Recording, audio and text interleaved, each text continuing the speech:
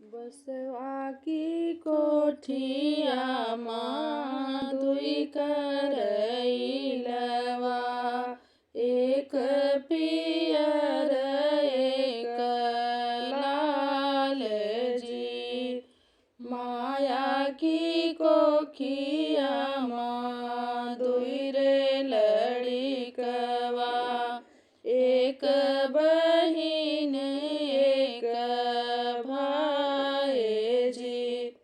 माया कहाई बेटी नियरे बियाबै, बाबा कहाई 10 कोस जी। भैया कहाई बहिनी काशी बियाबै, भौजी कहाई सरुआर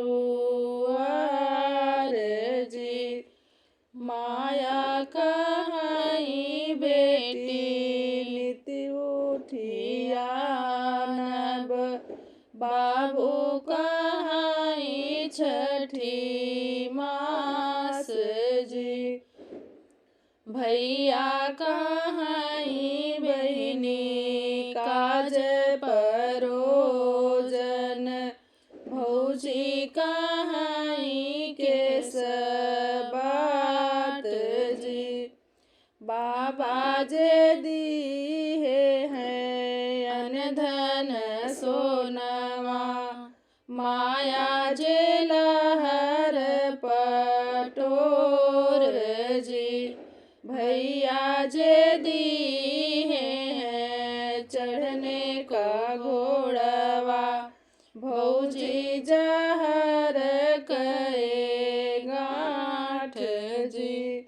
बाबा के अन्न धन निति उठी खाबै, फटी जई है लहर पटोर जी।